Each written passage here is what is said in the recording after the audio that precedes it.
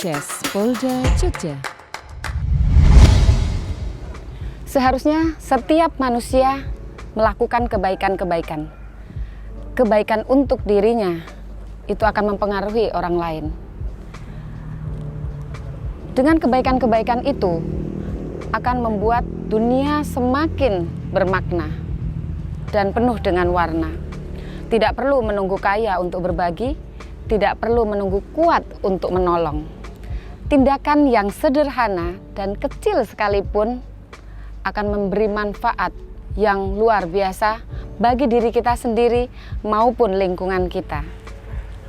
Polkes, Polisi Punya Podcast, menghadirkan Polker, Polisi Keranda atau Babin Bandoso. Penasaran? Kewon. Hai seluruh Jogja Istimewa, seperti yang saya sampaikan tadi, hari ini kita akan bertemu dengan narasumber yang dijuluki dengan Polker, Polisi Keranda atau Babin Bandoso. Nah, Bandosonya itu pasti pada penasaran kan? Ikuti terus perbincangan kami.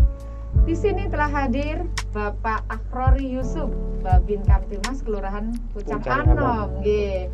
Pak Babin, Pak Yusuf panggilannya. Yusuf saja. Pak Yusuf, ya, di Kelurahan Pucang Anom, Pramkop Gunung Kidul ya Pak ya. Nah, pasti sibuk nih Pak jadi Babin Kamtimas. Ya, di saat sibuk pasti sibuk sekali, bahkan sampai 2 atau 3 hari jarang lihat rumah, betul. Bisa dibilang menginap di desa atau di kelurahan. Muter terus Muter ya Pak. terus, Ya. betul. Biasanya apa aja yang dilakukan kalau sampai nggak pulang ke rumah? Ya, kita pantau situasi, deteksi dini, pembinaan ke masyarakat, itu kita jaga lihat. Istilahnya kita lihat situasi dan kondisi lah. Aktivitasnya tinggi banget. Betul. Ya, karena kegiatannya terus ada ya kalau di Betul masyarakat sekali, ya iya. Pak ya. Selain itu juga mesti masyarakat menganggapnya bahwa Babin Kamtimas itu selalu tahu segalanya Tahu gitu. segala, betul sekali, karena bahkan di luar konteks kita pun kadang mereka tanyakan. Iya, karena pandangan masyarakat Babin Kamtimas itu Serba tahu, betul. seperti Polda atau Polres yang berjalan. Iya, betul sekali. Polsek di tengah desa istilahnya. Itu, Polda kecil. Polda katanya. kecil, ya. Polda kecil. Nah, ini kalau nggak pulang begitu keluarga nggak masalah Pak? Karena sudah 20-an tahun saya dinas itu, jadi sudah tidak asing lagi bagi keluarga saya. Itu gitu. saya tidak pulang itu sudah dianggap seperti hal yang biasa. Oh, iya. Di Rongkap Bapak udah berapa lama jadi Babin Kamtimas? Untuk menjabat Babin Kamtimas di Kelurahan Pucang Anom itu sekitar 3 tahunan. 3 tahunan. Betul. Di Pucang Anom. Sudah hafal banget ya Pak ya wilayahnya. Ya, kurang lebihnya segitu. Iya. Itu situasi di Pucang Anom itu seperti apa Kamtimasnya maupun sekarang kan lagi pandemi, situasinya seperti apa di sana Pak? Untuk Kamtimas di Kelurahan Pucang Anom, alhamdulillah sampai saat ini masih aman, terkendali. Untuk pandemi ini alhamdulillah sampai sekarang tidak ada warga yang terpapar, dan semoga tidak ada warga yang terkena virus corona ini.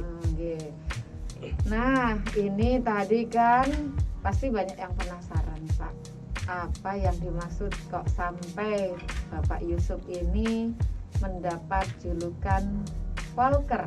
Hampir mirip nih Pak sama Polkes. Nah, ini kan Polkes, Polisi Punya Podcast, promosi. Nah, kalau Polker, Polisi Keranda, istilah itu muncul karena apa ya Pak ya? Itu awal ceritanya itu sebelumnya tuh saya kan begini. Di saat saya awal-awal menjabat Babin Kamtimas Kelurahan Pucang Anom itu, saya merasa kurang melaksanakan pendekatan ke warga. Tahun berapa itu Pak?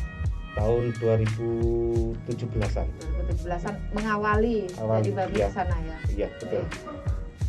Jadi karena saya merasa kurang pendekatan itu, saya koordinasi ke rekan-rekan Babin Kamtimas yang lain, ke Pak Kanit, ke rekan-rekan Polsek Rongkop. Bagaimana saya caranya mendekatkan diri ke warga, ke masyarakat. Ya. Lambat laun dengan berjalannya waktu, di suatu saat ada warga yang meninggal. Itu awal mulanya. Awal mulanya itu salah satu di kelurahan ada bapak yang istilahnya penjaga ini yang penjaga kelurahan itu Kelurahan nggih. orang tuanya meninggal. Nggih. Di saat itu saya melaksanakan layat dengan para Mhm. pamong kelurahan bersama mereka, dan setelah saya layat itu saya ambil foto Nggih. untuk laporan kegiatan saya. Ah, nggih. Nah itu setelah saya ambil foto, saya buat laporan ke Polsek, ke Polres. Di saat itu muncul dari ide atau gagasan dari Pak Kasihumas saya saat itu, Mas Priyo Nugroho. Beliau berkata begini, Mas, coba kalau Mas Yusuf mau dan berani, coba angkat itu kerandanya, usung itu Ya. kerandanya. Usulan itu Iya. menjadi momen Awalnya Bapak mengambil langkah lebih dekat masyarakat Iya. dengan usung itu Usung keranda. itu. Iya, awal Nah, ceritanya saya. itu. Nah setelah itu, untuk yang berikutnya, selang waktu ada warga yang meninggal juga, ada yang meninggal. Saya tanya ke warga, boleh enggak saya kalau ikut membantu mengusung jenazah keranda jenazahnya itu. Warga menyampaikan, boleh Pak, silakan aja, enggak apa-apa, malah kita seneng. Nggih. Tapi saya tetap minta izin ke keluarga, Pak, minta izin saya mau membantu mengusung simbah atau almarhumah ini, membantu mengusung keranda jenazah almarhum. Oh iya Pak, silakan, nggak apa-apa, saya seneng. Nah dari itu, dari awalnya saya cuma mengangkat keranda itu cuma di saat mau pemberangkatan. Nah selang beberapa waktu, lama kelamaan saya itu kok rasanya itu seperti ada yang kurang. Nah begitu ada yang warga yang meninggal, saya layat. Dari prosesi awal itu mengusung di saat istilahnya kalau orang Jawa atau Jogja itu dipamit nih. Jadi saat mau pamit nih itu ada tradisi telusupan itu, saya sudah mengangkat itu keranda. Sudah dari situ sudah selesai acara dipamitkan itu, sudah menuju ke pemakaman. Saya pertama ikut sampai ke pemakaman sampai prosesi selesai. Nah dari itu sudah muncul rasa gimana ya, setiap ada warga meninggal saya harus datang gitu. Nah dari saat itu sudah mulai muncul panggilan polker. Dari awalnya itu dari Pak Kasihumas itu sudah. Iya. Gara-gara Laporan itu keranda itu. Angkat keranda Iya. ya Pak ya. Bahkan sampai karena ya sebenarnya nggak sering sih, ya, karena 1 bulan sekali atau berapa ada warga meninggal, saya bahkan sampai kan kok Pucang Anom tuh hampir tiap hari ada yang warga yang meninggal gitu. Ya namanya takdir tuh kita nggak tahu, tapi saya itu kan. Nah itu kata-kata itu muncul dari Pak Priyo itu, terus kemudian di saat itu Pak Kapolseknya AKP Yulianto. Nah itu yang meneruskan sampai sekarang. Panggilan Polker tuh sampai di Polres, di Polda itu beliau yang meneruskan. Jadi awal ceritanya itu. Oh gitu. Nah itu hampir setiap hari. Itu kan awalnya mungkin karena mungkin saja warganya banyak yang sepuh ya Pak ya, Iya. atau gimana, sehingga terlihat setiap hari laporan Bapak. Iya, ada yang meninggal. Ada warga yang berduka gitu. Betul. Ya Pak ya. Akhirnya muncul kalimat polker. Polker. Nah itu polker kan mungkin orang kenal polisi keranda. Kalau kalimat Bondoso sendiri itu kalimat itu dari mana ya? Bandoso itu. Bandoso ya Pak? Ya, Bandoso itu ya keranda itu, tapi Keranda. untuk orang Jawa. Istilah orang Jadi Jawa itu istilah bandoso. Orang Jawa keranda jenazah itu namanya bandoso. Bandoso, betul. Oh, iya. Berarti yang ngasih istilah bandoso ada juga Babin Gandoso. Untuk saat ini belum ada, ya cuman Dan sampai Kalau- saya lagi yang ngomong. kalau tidak Babin Keranda ya polisi keranda itu. Polisi keranda. Iya. Dan itu jadi keterusan sekarang. Keterusan Padahal sekarang. Udah sekitar 2 tahunan ya. Sekitar Pak, 2 tahunan. Selama 2 tahunan itu Bapak rutin membantu warganya, baik yang kegiatan lain khususnya yang sedang berduka seperti ini. Dari keluarga sendiri seperti apa? Ya untuk keluarga dari istri dan anak tidak mempermasalahkan. Tidak mempermasalahkan. Betul. Karena setiap ada saya dapat informasi entah itu dari kabar langsung dari keluarga ataupun dari grup grup kelurahan ataupun dari grup informasi warga Pucang 6 itu ada warga yang meninggal, saya tetap pamit ke anak dan istri, saya mau pamit, mau takziah, mau kelayat, mungkin pulang siang atau pulang malam, saya tetap pamit dan mereka tidak mempermasalahkan. Suka dukanya selama melaksanakan kegiatan ini seperti apa, Pak? Ya, untuk suka duka tidak ada sih istilahnya. Ya Pastinya kita tetap berduka, tetap berbelasungkawa karena salah satu warga binaan itu ada yang meninggal, entah itu meninggal karena sakit atau meninggal karena memang dasar usia tua atau kecelakaan, kita tetap merasa bersedih atau kehilangan, merasa kehilangan betul. Apalagi ada yang sudah kenal, ada yang keluarga yang sudah kenal, itu tetap sedih. Oke. Lah, menjadi Babin Kamtibmas yang dikenal dengan Volker, ketika Bapak melaksanakan giat dan kebetulan ada warganya yang berduka, Bapak tidak mampu hadir di saat pemakaman, Bapak merasakan seperti apa? Saya itu rasa sedih juga karena tidak bisa hadir, bahkan sampai terbesit di pikiran saya itu, pikiran warga itu seperti ke saya itu, kok Pak Yusuf itu pilih kasih ya, bahkan pikiran saya seperti itu. Kok warga dusun ini kemarin hadir, warga dusun ini tidak hadir, kok pikiran saya seperti itu, kok Yusuf pilih kasih, sedangkan sebenarnya itu bukan, karena jadwal kegiatan dari kepolisian itu cukup banyak juga, ditambah lagi dengan kegiatan pribadi sendiri, jadi kita tidak tahu juga apa, misalkan namanya ajal kita kan tidak tahu, misalkan ada kegiatan di Polda, kegiatan Polres apa bila ada warga yang meninggal, kita tidak bisa hadir, tetap kita sedih, dan saya juga tetap berusaha menyampaikan ke keluarga, minta maaf saya tidak bisa hadir, tidak bisa ikut mengantar jenazah ke pemakaman, saya tetap ikut berbelasungkawa. Dan setelah misalkan saya tidak bisa hadir, itu kan malam pasti ada kegiatan yasinan dan tahlilan, saya usahakan tetap datang di salah satu hari, di 7 harinya pasti usahakan datang, bahkan di saat yasinan 40 hari, 100 hari itu bahkan salah satu keluarga pasti ngabarin, bahkan mengundang, Pak minta tolong nanti malam atau besok malam yasinan simbah 40 hari atau 100 hari itu diharapkan kedatangannya. Masyarakat bahkan sampai seperti itu. Karena dikenal sebagai polisi keranda, ini malah membuat hati Bapak sendiri hampir setiap waktu bersedih ya Pak, karena harus berita duka terus yang akhirnya. Bahkan itu pernah dalam satu hari itu bukan hitungan, cuma hitungan jam, istilahnya jam 3 selesai dimandikan, ada tetangganya yang muncul, ada seperti itu. Bahkan pernah juga dalam 2 minggu itu 6 warga yang meninggal.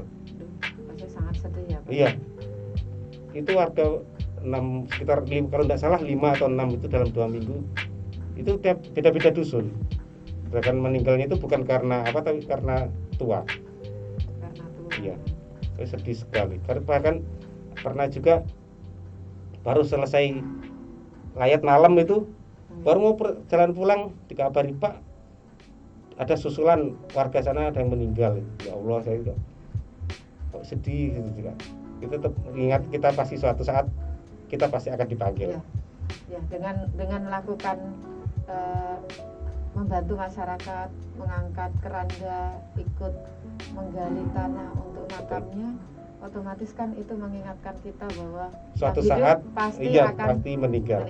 Mati ya. Dan itu mungkin diambil makna terdalam buat Bapak gitu ya, semakin dekat sama Gusti Allah. Artinya hampir setiap saat waktu Bapak mengantarkan warganya ke pemakaman seperti itu betul. Ya Pak. Dari tahun 2018 sampai saat ini Bapak masih ingat sudah berapa banyak warga yang Bapak antarkan ke pemakamannya? Kalau untuk jumlahnya saya sudah nggak ingat, cuman kalau bisa dibilang persentase mungkin sekitar 90 atau 95% lah warga yang meninggal itu saya usahakan datang.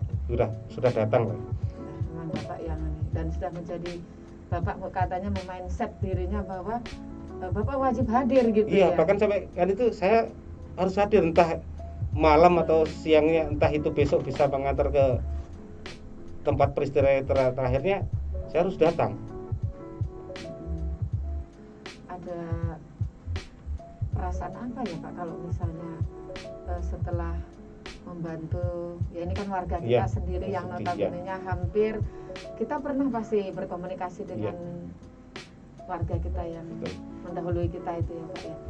Itu apa perasaan Bapak sendiri seperti apa sebagai Babin Kaptimas di situ? Yang jelas sedih lah itu kan, apalagi yang ada warga yang sudah kita kenal akrab atau bahkan keluarga yang kita jangankan kita kenal, kita pernah lihat aja lah. Rasanya gak ruan ya Pak. Iya, padahal perasaan baru kemarin lihat beliau pas saya sehat kok sekarang udah meninggal, itu pasti sedih. Ya. Ini masa pandemi Pak. Betul. Walaupun masa pandemi Bapak kemarin kan dengar sendiri banyak orang paranoid gitu ya Pak dengan jenazah, sampai ada kisahnya jenazah itu ditelantarkan. Ya, betul sekali. Dan sebagainya. Menyikapi hal seperti itu, apakah Pak Yusuf, bagaimana pandangan Bapak Yusuf? Jika itu mayat atau jenazah itu sudah dilaksanakan protokol kesehatan, sudah ditangani dengan baik, kita yakin aja. Kita yakin Allah pasti bantu kita. Dan juga kita harus yakin dengan kondisi tubuh kita. Kalau tubuh kita sehat, tubuh kita fit, imun kita kuat, insya Allah virus itu tidak akan masuk ke tubuh kita. Jadi kita siap bantu misalkan ada warga yang memang itu yang terjangkit corona, dan alhamdulillah untuk di Pucang 6 itu tidak ada dan semoga tidak ada. Amin. Yang jelas kita yakin, kita bantu dengan ikhlas, insya Allah aman dan lancar selama prosesi pemakaman. Intinya itu adalah keikhlasan hati, tetap jaga protokol kesehatan.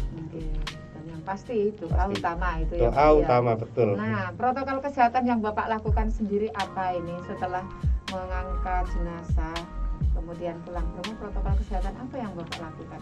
Yang jelas sebelum berangkat itu kita siapkan dulu masker, terus hand sanitizer itu yang utama. Nanti sebelum masuk ke rumah duka kita jaga jarak lah. Kita usahakan ya kita tetap ngomong minta maaf Pak, kita untuk sementara tidak usah salaman dulu gitu. Dan mereka pasti mengerti karena situasi pandemi ini. Kita sarankan ke warga tetap jaga jarak, tetap gunakan masker, kita saling mengingatkan karena untuk kita jaga kesehatan pertama dari diri kita pribadi, keluarga, lingkungan, khususnya warga. Yang pasti rasa cemas itu tetap cemas ada. Pasti ada, khawatir ada. Keyakinan harus lebih tinggi, harus lebih kuat. Lebih kuat bahwa warga Bapak semua itu tidak terjangkit. Perginya juga karena mungkin sepuh atau sakit yang biasa ya Pak ya. Dan juga yakin bahwa pihak rumah sakit sudah melakukan protokol kesehatan terhadap pelayanan jenazah itu ya Pak ya. Berarti memang tidak perlu sampai paranoid banget ya Pak ya. Betul sekali. Yang penting kita tetap jaga protokol kesehatan, tetap kita jaga kesehatan diri kita, keluarga kita. Itu insya Allah kita dalam lindungan Allah. Biasanya kalau melakukan kegiatan ini membantu warganya ini Bapak bekerja sama juga dengan Babinsa atau orang kelurahan. Untuk kegiatan-kegiatan saya itu tetap berkoordinasi dengan ya kelurahan, dengan Babinsa, tetap berkoordinasi karena kita sudah tahu kontak kita masing-masing sudah saling mengerti. Jadi setiap kegiatan koordinasi dan saling mengabari. Ya, yang jelas itu komunikasi harus terjalin dengan baik antar pihak kelurahan dengan Babinsa Babin Kaptimas itu tetap harus terjalin dengan baik. Sudah begitu banyak warga yang harus Bapak antar sendiri ya. Rasanya kesedihan itu pasti betul. Ada. Tapi karena keyakinan bahwa yang hidup pasti akan meninggal, yang hanya kita semuanya saling menunggu waktu gitu Pak. Betul. Itu pelajaran yang Bapak dapatkan dari apa yang Bapak lakukan saat ini, yang awalnya hanya sekedar pengen mendekatkan diri dengan masyarakat yang wajib saya layani seperti apa gitu.